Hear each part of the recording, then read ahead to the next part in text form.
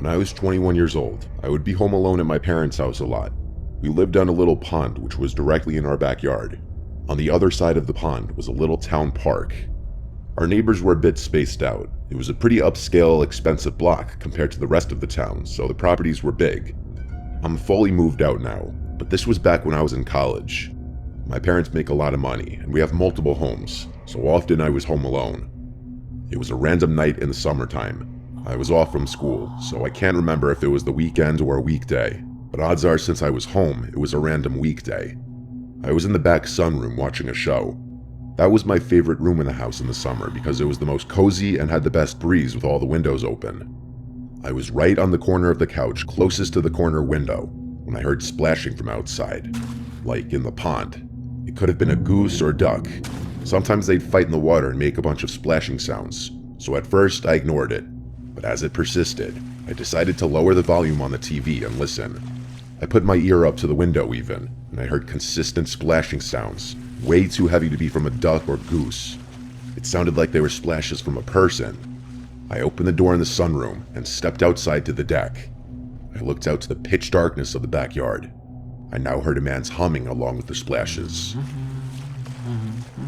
Someone was definitely swimming in the water. They were trespassing. Each house on the pond owned a specific chunk of the pond. I stepped inside for a second to flick on the lights to the backyard deck. As I did this, just a bit of the pond was exposed, and the splashes and humming stopped. Whoever it was clearly saw me. I wondered if it was one of the neighbors going for a swim or something, which also just seemed weird because no one really swam in the pond ever.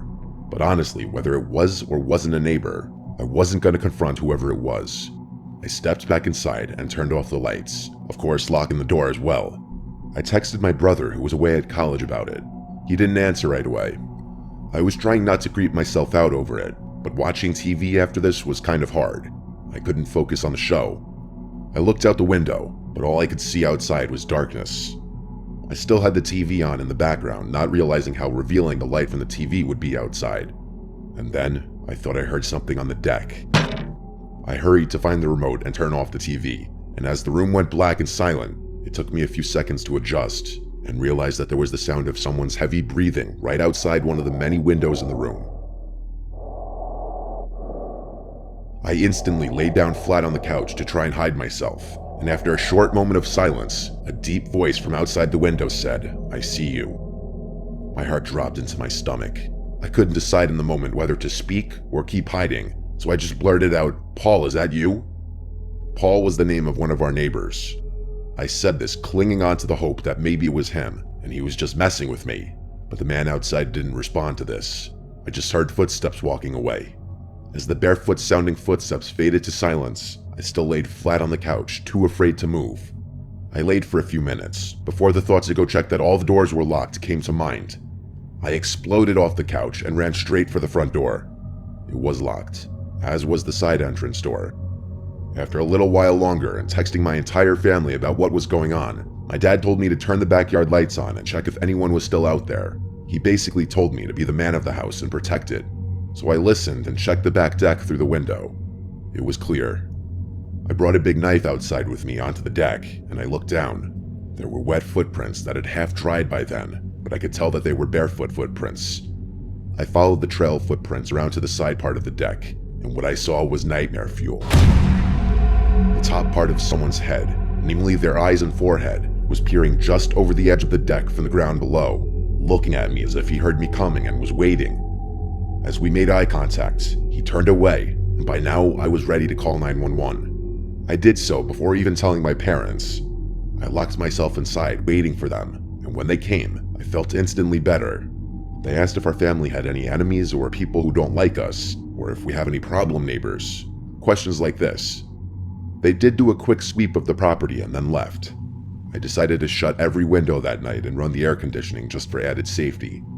When I awoke the next morning, I was just delighted to see sunlight. I don't believe that man ever returned to our house, and we still don't know who it could have been.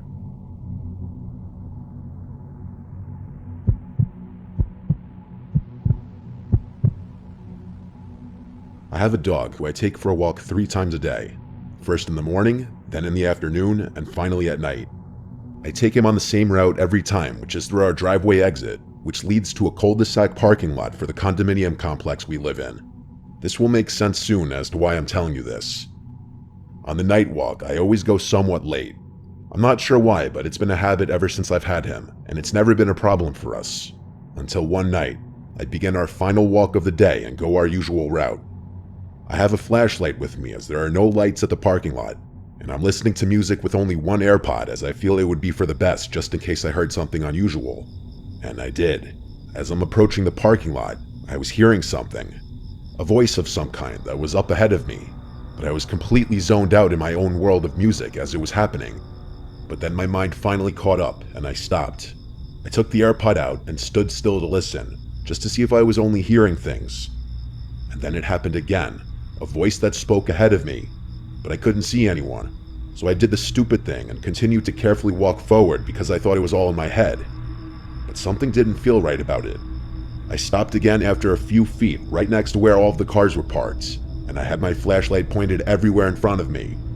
I stayed listening, and the creepiest thing that has ever happened to me yet was hearing a muffled voice of what sounded like a kid say the word help. My heart dropped so fast I couldn't move my legs. I frantically pointed my flashlight everywhere to see where it was coming from. I was sure it was coming from the cars, but I was completely thrown off by this. But there wasn't a kid in sight, or anyone nearby. It was just me and my dog, who didn't seem to notice anything as he was just sniffing some bushes nearby. And then I heard it again. The word help was spoken 3 more times, and it was coming from my left side where the cars were parked. It made me panic even more.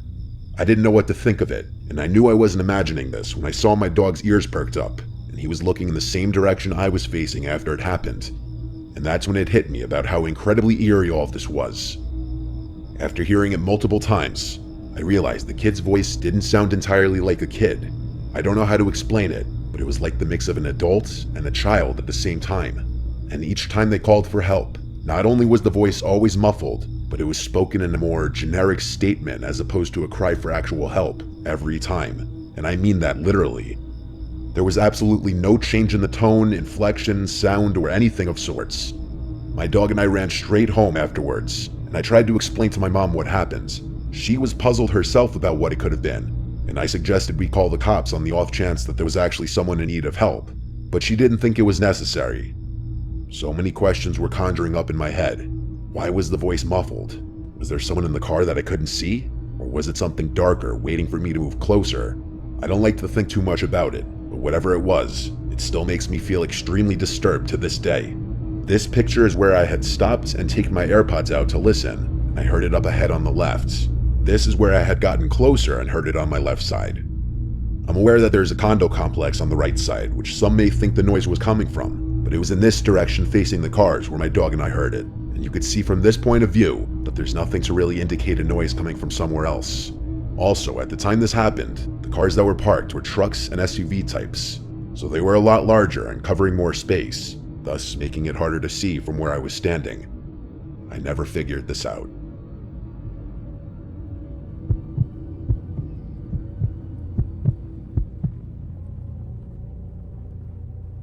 What I'm about to tell you is the reason why my parents moved out of a house that was in the family for 3 generations. I've struggled with depression most of my life. It's hard for me to shake the feeling of being useless. I'm doing much better now, but when I was a kid, it was horrible. Because of that, I spent a lot of time alone in my room. My house was nestled in a very woodsy area. There were trees on 3 sides of it and a forest separating it from any neighbors. My room was pretty big for a bedroom. It was in the back corner of the house, so the windows on 2 walls faced the woods. It was honestly pretty scary for a kid my age. It didn't help that I was also scared of the dark. Things started happening when I was around 10 or so. I was in the 5th grade, and I was at the age where it wasn't acceptable to sleep in my parents' bed after a nightmare, but I was still accused of having an active imagination. The first thing I noticed was my nightlight. It had different color settings, so if I wanted, I could change the LED around. I liked keeping it on red, which is what I fell asleep to most nights. One night, though, I woke up randomly in the middle of the night, which was unusual for me. I was really tired and fell back asleep in under a minute, but before I did, I noticed that my nightlight was a different color than the red I always left on. I didn't think much of it until about a week later. One morning, I woke up and realized my nightlight was once again not set to red like it always was. I asked my parents why they were messing with my nightlight, but they were confused and told me they didn't know what I was talking about. I explained what had happened to them, and they told me that the thing had always been glitchy. They knew best, so I accepted that answer for a while. At least until one morning after waking up to see my nightlight unplugged completely. It was just sitting there on the floor. Once again, my parents dismissed my concern and told me my brain should be focused on school. My dad said I was getting too old for a nightlight anyway. A few days later, my nightlight was missing completely. It had seemingly evaporated out of existence. Now I knew my parents were lying to me. They probably thought I should have outgrown the nightlight by then and took matters into their own hands. This incident caused a massive fight between them and I since both of us accused the other of hiding it, and neither of us was budging. I couldn't believe my parents would blatantly lie to me about something like this, but there was nothing I could do. After that, things went back to normal for a week. That didn't last long though. 3 nights in a row, I woke up randomly in the middle of the night. Each time, I had no idea what was waking me up. After it happened a 4th time in a row, I told my parents. They told me that I was going through puberty and that changes to my body are natural. The next time it happened, I stayed awake instead of falling back asleep. A few minutes after I woke up, I heard faint rustling noises from my closet. My parents didn't believe me. My dad even checked my closet, and there was nothing in there besides old toys and posters. The next 4 days remained the most traumatizing nights I've ever experienced in my life. I'd been woken up only to hear rustling in my closet. It was torture. I couldn't take it anymore. I begged my parents to believe me, and my dad got angry. He dragged me to my closet to prove there was nothing in there. He started throwing toys around my room, clearing the closet bit by bit, yelling at me the whole time. That is, until he pulled one of the posters off the wall. My mother and father stared in horror at the massive hole in the wall the posters had concealed. My mom started screaming, and my dad pulled out a flashlight. The hole was way too deep to see where it led, so my dad ran outside and began inspecting the outside of the house. There was a tiny hole in the dirt at the base of the house, and a little digging revealed that it was more than a divot. It was literally a passageway from the woods to my room. My mom and I were out of the house that night to my aunt's house. We moved out shortly after this. I stayed at my aunt's house until we did. I don't like thinking about this experience, but I'm gonna have to face it eventually. My parents also refused to talk about this incident, and I think it's partly because they feel some blame for not taking me seriously. It's chilling to think that there was a stranger in my room every night for over a month. I have no idea what they wanted, and will probably never know. If your kids come to you with something that sounds abnormal, believe them.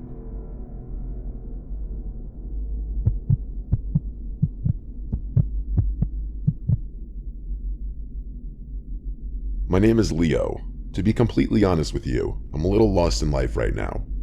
I won't get into it too much, but all you need to know is that my family situation is horrible. And for the past 3 years, I've tried to stay as far away from home as possible. My close friends from high school have been changing in ways I don't like, and I feel like my hometown has nothing to offer me anymore.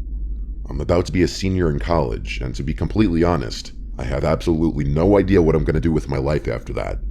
Enough with the sob story though. I was in Berlin last year for whatever reason, probably searching for a sense of place or trying to find a direction in life. I remember the name of the bar I was in, Reduya. I was there alone, nothing I'm not used to. I was getting ready to leave when I felt around my pocket and realized my apartment keys were missing. Just my luck. I stumbled out of the bar and began walking toward my apartment anyway. The whole thing was locked up. There was no way I was getting in there, and it was way too late at night to get a replacement set. I'm not sure what most people would do in a situation like this, but my first thought was to start looking for a place to sleep. As if my luck wasn't bad enough, it started raining. Eventually, I decided to sleep under a nearby bridge. I didn't even know where I was, but I was out of the rain and safe, so I was happy.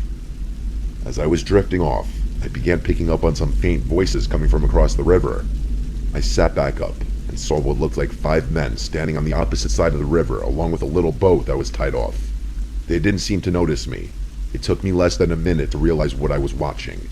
There was an honest-to-God drug dealer or something going down right in front of me. My German isn't great, so I wasn't really able to make out what they were saying, but several briefcases and duffel bags were exchanging hands. so I filled in the blanks myself.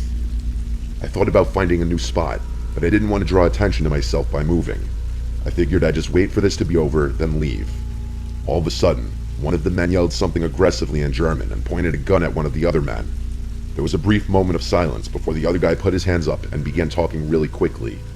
It looked like he was being set up. The other men stripped the man at gunpoint of his clothing and started confiscating his belongings. I didn't feel safe there anymore and got up slowly to move.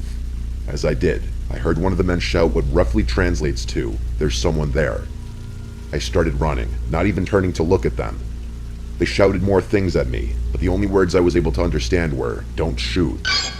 I ran until I threw up and nearly passed out due to drunken exhaustion. There was no way they'd be able to catch me, but they could have easily killed me. Sometimes I still think about how I could have lost my life that night if those men had decided to fire at me. Sometimes I feel like I'm fated to run forever.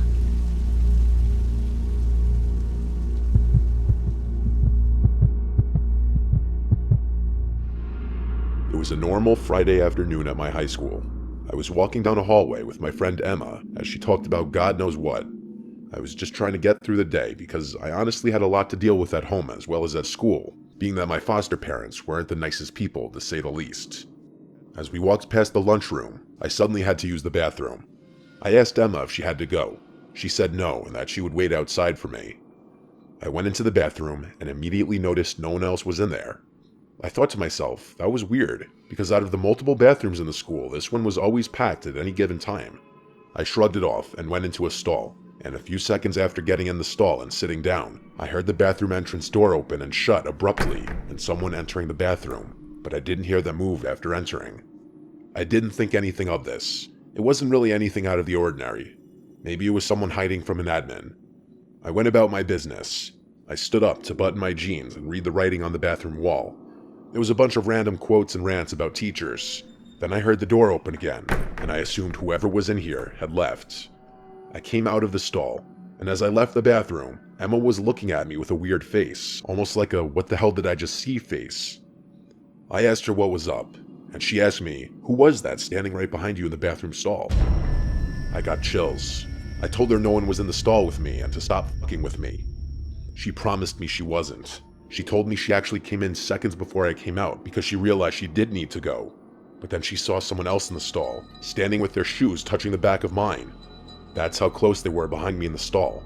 And she said she left immediately, not wanting to witness whatever was going on.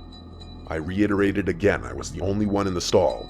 However, I had heard someone come in, but I never heard them use the bathroom, and I had assumed they were hiding from an admin. That's when she told me no one went near the door until she came in seconds before I came out. I didn't believe in the paranormal, but this made my stomach sink.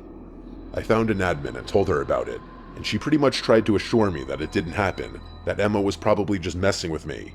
But Emma was never one to take things seriously or be serious in general, so when she looked me in the eyes with a serious face and told me word for word what she saw, I felt like it actually happened, and something really was in there with me, along with the fact that I heard the bathroom door open and close twice. I'm 18 now, and I haven't forgotten it since.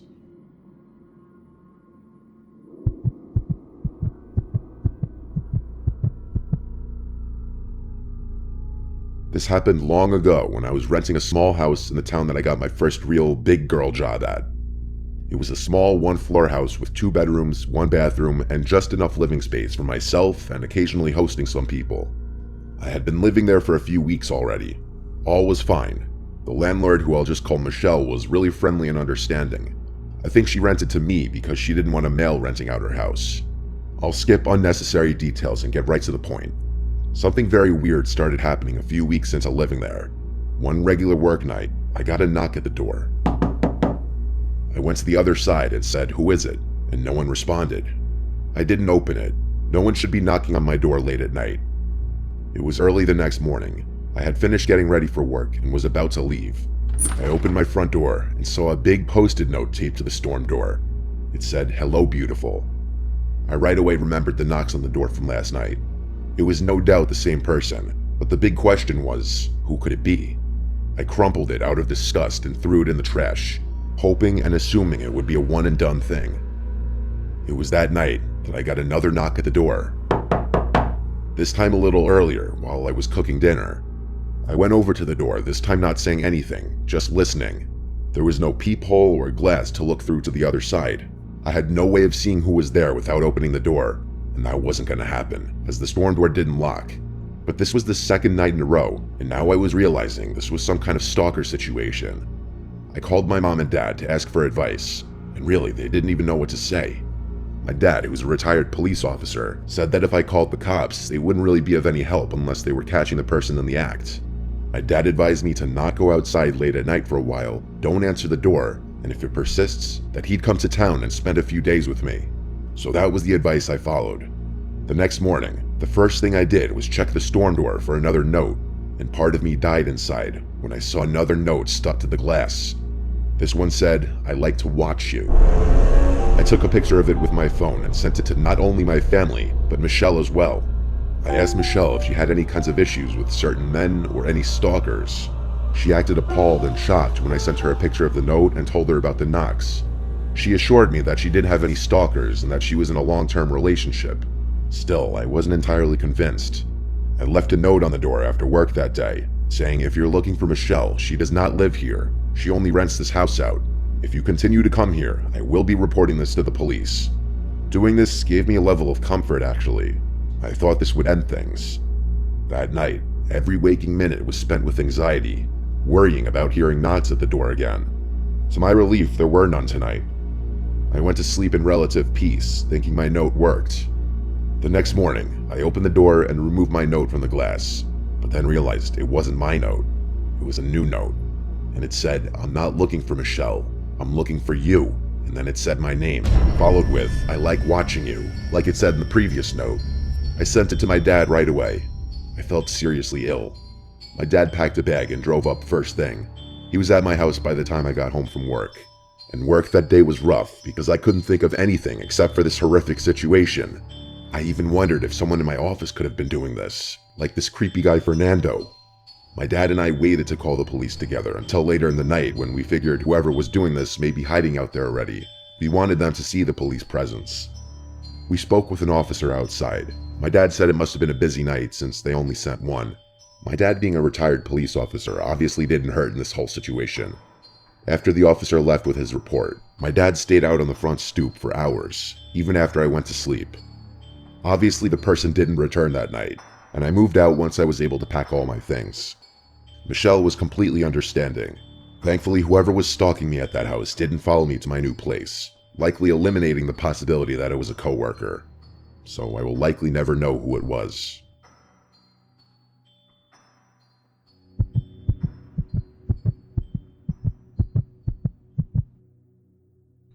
I'll be honest with you, I've probably spent more time chasing women than I'd like to admit. I've had to tone it down a lot since college, partly because of what I'm about to tell you. I went to school in California, and while I haven't been back in a while, when I was there, the culture was very open. And when I say open, I mean sexual. This honestly could have been true for other colleges in other states at the time, but I really wouldn't know. It was my sophomore year, and I had just finished pledging the fraternity Pike. About halfway through the semester, though, I was getting sick of only talking to sorority girls that seemed to know half the guys in every frat. It was honestly a little gross, and I started developing a fear that every girl I was interested in had been with several people I personally knew. I tried my luck and created a Tinder profile. It wasn't long before I matched with someone whose interests seemed to match mine. We started talking, and things were going well. After a few days, we made plans to meet up at a local college bar called Tap House on a Saturday night. This was actually my favorite bar in the area because it had pool tables and I had been clearing racks since I was 10 years old. I remember getting there a little early so I could secure a table and warm my muscles up a bit. An hour passed though, and I came to terms with the fact that I had probably been stood up. I was trying to decide whether I should salvage the night or just go home and play online chess when I got a notification. To my surprise, it was Yamel, the girl I was waiting on, telling me she had just arrived. I greeted her, and she apologized for being late. We got some drinks, played some pool, and got to know each other. She was Latina and a heavy drinker, so I got plastered just trying to keep up.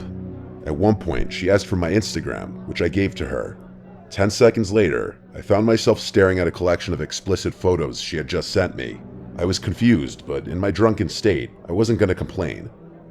Before I could even respond, she told me, "Your turn." which I figured could only mean one thing. Honestly, if I hadn't been so drunk, I probably would have questioned why we were sending pictures to each other when we were literally 5 feet apart, but I didn't have the foresight. I complied with her request. We laughed about the whole thing, and that was that. A few hours later, things at the bar were starting to wind down. I was planning on inviting her to my place, but she beat me to it, asking if I could spend the night at hers. I agreed, and we left the bar. I couldn't even walk in a straight line. It was honestly embarrassing. We Ubered to her apartment, which was actually in Oakland, something I hadn't realized before. Honestly, red flags should have been going off in my brain the moment we crossed into Oakland. She unlocked the door of her apartment and stepped aside so I could go first. I took a few steps inside and heard the door shut behind me. It was pitch black in there. As I was turning around to ask her to flip some lights on, the room lit up. To my horror, I wasn't facing a harmless 5'2" girl anymore. Instead, 2 massive bald dudes with tank tops were standing in front of the door with their hands clasped. I turned around, and there was another white bald dude in front of me. I wish I could tell you more about the room I was in, but it was honestly difficult for me to recall small details of that night. I couldn't fight or flee, so I just froze. The guy in front of me began telling me my own name, birthday, and age. He then went on to say that the girl I had just gone out with was 17, meaning I had received and sent explicit pictures to a minor. He then suggested that I do what I was told, which I did. The 2 guys behind me confiscated my phone, wallet, and keys, all of which I gave up without a fight. I asked the guy in front of me what he wanted, and he basically told me that he was a major distributor of illicit substances in Northern California. He told me that I'd be outed as a pedophile if I didn't distribute his product to my fraternity and university. I wish I could remember more specifics. The 2 men behind me then gave me a piece of paper and told me to write down my address, followed by a list of names and numbers for as many students as I knew. I told them that I'd need my phone to complete the list, so one of them held it firmly in front of me and let me scroll through. All 3 of them were hovering over me now, knowing I was basically checkmated. I don't know what compelled me to do it, but the literal second I saw a chance, I ran. I was too drunk to think about the consequences of those pictures on my phone. I narrowly escaped out the door I had entered from and ran as fast as I possibly could. It's not like I was safe though. I was still smack dab in one of the most dangerous places in America. Eventually, I found a nice looking house and begged them to open up. I pleaded with them to let me use their phone and call 911, and then I told the police everything. But of course, I didn't remember the address of that girl's apartment. An officer picked me up and took down a report before asking me if I would be okay leading them back to that apartment. I was actually able to retrace the way I had run, and I waited in one of the squad cars as the police barged in.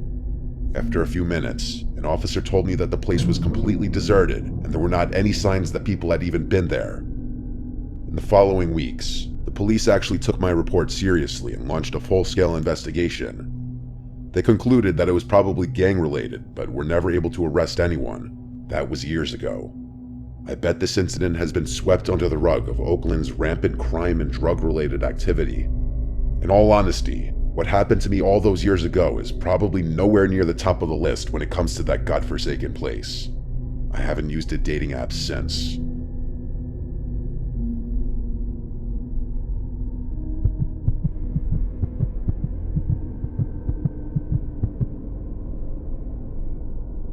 I've been smoking cigarettes every day for years. Before you judge me, let me just say that I recently started seeing a therapist for my nicotine addiction. Unfortunately, it hasn't helped much. The only thing worse than my nicotine addiction is my sleep schedule. I don't know what it is. I find myself staying up hours past midnight and rarely get out of bed before noon. While I'm trying to fix these parts of my life, they're extremely relevant to what I'm about to tell you. It began a few months ago. I was standing on my balcony, like I do most nights, smoking a cigarette. I live in a really secluded neighborhood. It's not like the houses around here are right next to each other. Despite this, I have a neighbor whose fence I can see over if I'm standing on my balcony. I'm not nosy or anything, but this particular night, I was looking into his yard. I had never met the guy, but I assumed he lived alone since there was only ever a navy blue BMW parked in his driveway. But not this night, though. There was a black van I'd never seen before sitting in front of his house. I didn't make anything of it, just noting the coincidence to myself. The next night, though, I made it a point to pay attention to his yard, and the same black van was parked there again. I didn't assume something sinister was going on. I was more intrigued than anything. The following morning, I went up to my balcony and looked into his yard. the van was gone. For the remainder of the week, I made a game out of observing the van at night, theorizing its purpose. I said I wasn't nosy, but I sure am obsessive. It's actually the main reason most of my friends drifted out of my life. I wasn't going to do more than observe, though. It wasn't my business or place to poke around further. That is, until one night, when I saw something that completely changed my perspective of the situation. I was up later than usual. It was maybe 5 in the morning. The van was there, as it had been the past several nights. I was smoking my last cigarette when my neighbor actually walked outside, something I hadn't seen yet. I watched as he made his way to the van, carrying what appeared to be a long black bag. It almost looked like a set of golf clubs, only much heavier. After opening the van's sliding door, he delicately placed the bag inside. He promptly got in the driver's seat and sped off. I was dumbfounded. I had absolutely no idea what he could have been carrying. I was exhausted though, so I figured I'd think about it more the next morning. The next day, I decided that I'd go out on my balcony a little earlier and wait for the van to arrive at his house. I brought my laptop up there so I could get some work done and wait. It was around 10 p.m. and the van wasn't in the driveway, but around 1 a.m. the van pulled in. I quickly shut my laptop and watched. Nothing happened for a good several minutes, like the van just sat there, engine running and all.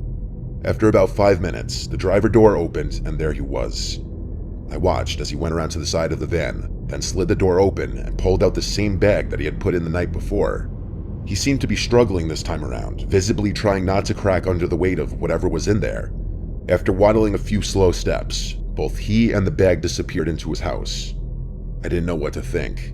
I thought about waiting there until 5 a.m. again, but that would be far too taxing on my brain. Something was definitely wrong though, and I was determined to find out what.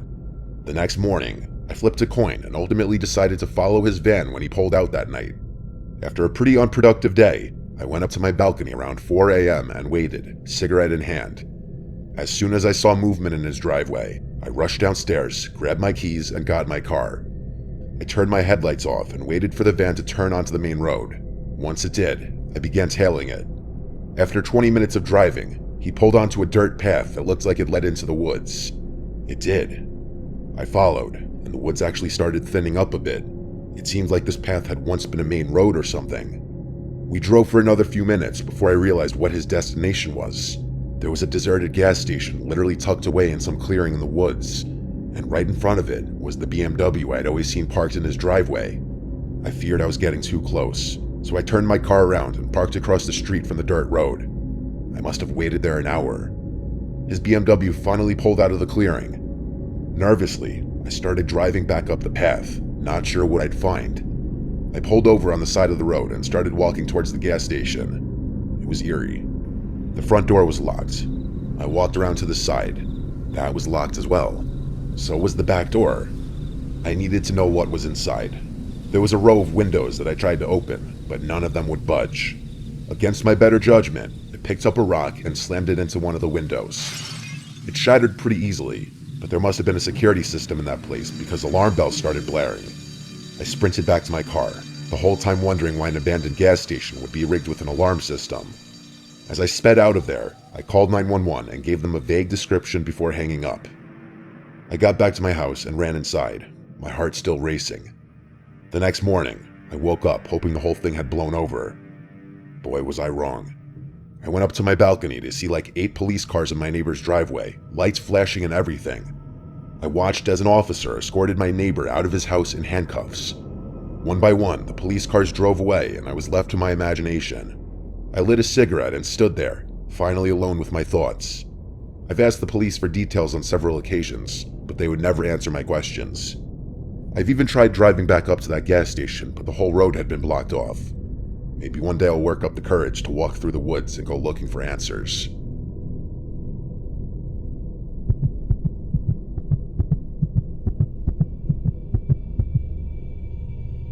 I'm not somebody who grew up with any kind of sleep disorders, such as sleep paralysis or night terrors. I've always been a very heavy sleeper, so that's why when what I'm about to tell you started happening, it was a shock to me. We all have the occasional nightmare. I used to call nightmares a free, 3D immersive horror movie. To most, that will probably sound freakish, but in a weird way, I sometimes like the thrill of waking up after a nightmare. I was living with my one roommate, Patricia. I just called her Trish. We had very different schedules with work, so we didn't see each other much besides on the weekends. This happened in July. I remember because it was so hot out that I had the window AC unit on full blast every night, which also provided a white noise that helped me sleep better. It was the first night that I had the nightmare, a few days after my ex and I had broken up and life wasn't exactly the best. I had a dream that I vaguely remember for the most part, but the part that I vividly remember is being in a room full of my family members sitting quietly around a dinner table, and standing across the table from me was what I could best describe to be a creature that looked like one of the aliens from the movie Signs, only with horns and claws. It looked like what you'd imagine a sleep paralysis demon to look like, only I was still fully asleep and dreaming. The next thing I knew, the thing was standing next to me, looking down at me. I started to run away in my dream until I was in my room, or I guess my brain's version of my room. That was the last of that dream I remember before waking up. My room was pitch black and the AC fan was on full blast. My heart was racing a bit from the dream, and I sat there thinking, wow, that was a creepy dream. I looked around the room naturally before laying back down and going to sleep. The following night, I woke up in the middle of the night to my bedroom door open, which I usually 99% of the time would leave shut unless I was drinking. My immediate thought was that it was Trish checking if I was home. I went up to go shut it and went back to sleep fairly quickly. I asked Trish if she came in my room the next day via text, and she told me she did not. So it was always possible I just took a midnight trip to the bathroom or kitchen that I didn't remember. It was the following night that I had another nightmare. That same demon creature from my previous dream appeared again in this one. This one was a lot more disturbing. Instead of being with my family, I was in a dark, square, empty room with a thing, and it kept getting closer to me. Oddly, I don't remember the thing actually moving its limbs to walk. I just remember that it kept getting closer and closer until it was on top of me. And then, like I couldn't even move, the thing took a claw to my thigh and scratched me, and I actually think I felt the pain in my dream. Then, the next thing I remember is waking up. I don't mean I woke up right after that. I mean I don't remember what happened after that in the dream. But it was dark in the room once again, AC on full blast. I felt a slight stinging feeling on my upper thigh. I felt it with my hand, and I actually felt like I felt something on the skin. I rushed to the bathroom and looked in the mirror, and I screamed out loud when I saw a gash in my thigh. I went to Trish's room and turned on the light, waking her up. She asked how the fuck I got that, and I screamed I don't know. We went to my room together and flipped off all the sheets and covers off the bed, looking for any kinds of bugs or spiders or any sharp object I could have laid down on, which yes, I understand makes no sense, but what else were we to think? Trish then looked at me and said wait, and put her finger to her lip. She turned off my AC unit, and for the first time in days, the room went quiet. It all became sickeningly clear in an instant, as we both heard a sound from under my bed. The kind of faint sound that you sense from another person just existing in the room. I'm impressed at both of our ability to not scream right on the spot as we both looked at the bed and then at each other, and then left the room and then the apartment. We knocked on the neighboring apartment door until he answered. We asked him for help, someone was in our apartment. He was an older guy, so I don't think we expected him to go fight some stranger in our apartment. He let us use his phone to call 911. At some point while waiting for the police, we heard a door outside slam shut. It sounded like our door. None of us could look out the window in time to see who it was. When the police got there, we confirmed the intruder was gone. We did leave all the lights on in the apartment when we ran away though, and left in a rather sudden fashion, so the intruder definitely knew that we knew. And then came the reflection I had of my dreams, and what they actually meant. That demon in my dreams was supposed to be him, even in the first dream. And with my door being open that night, that means he or she may have been roaming around our apartment at night, possibly eating our food. And to think this person actually scratched my thigh so hard it left a mark, it's actually really disturbing to think about. This forever changed my outlook on dreams and nightmares.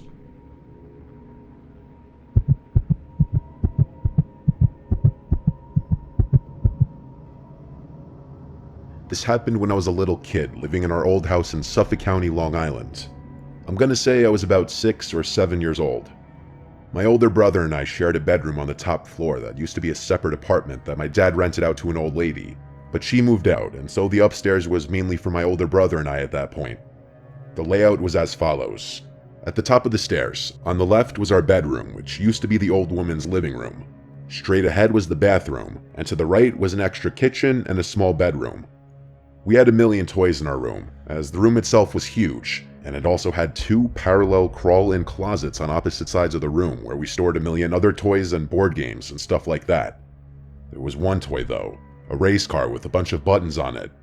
The buttons would make the car's lights turn on momentarily and play varying sound effects such as honking, revving, and driving sounds, and a little rock song. It was a toy we had for like ever, because it was originally a gift from my brother when he was a little younger. It was a random night. My brother and I were both in bed, not yet asleep, when suddenly, like a jump scare from a scary movie, the loud revving sound of that car toy suddenly activated, along with the lights of the car in the middle of the room. I looked at the car and instantly got scared and accused my brother Luke of doing that to scare me. He was laughing hysterically, saying he didn't do it. I was completely terrified. The toy then stopped making noises and went quiet. I was extremely unsettled, as any little kid would be, but nevertheless, time marched on and I fell asleep.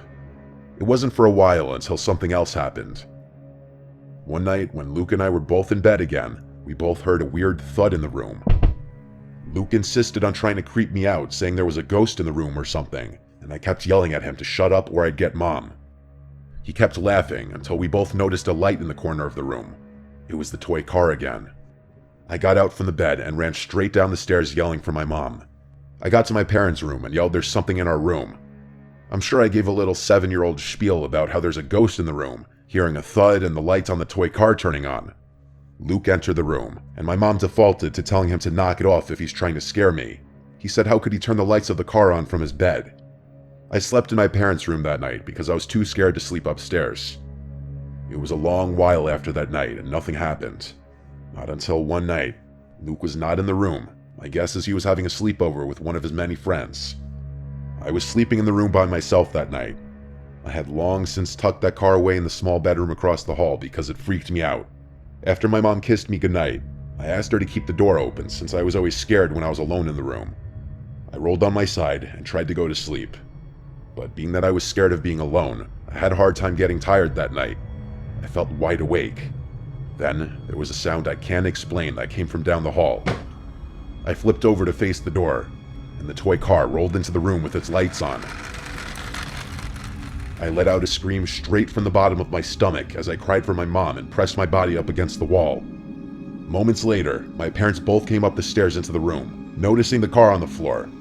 I screamed that someone pushed the car into the room. My dad went to go check the other rooms, but said there was no one there. There weren't any places to hide up there besides the closets and under the beds, and my dad checked all of them. I don't know what my parents thought in that moment. On one hand, they probably thought the toy was malfunctioning or it's just my imagination. But on the other hand, I think they were also slightly freaked out.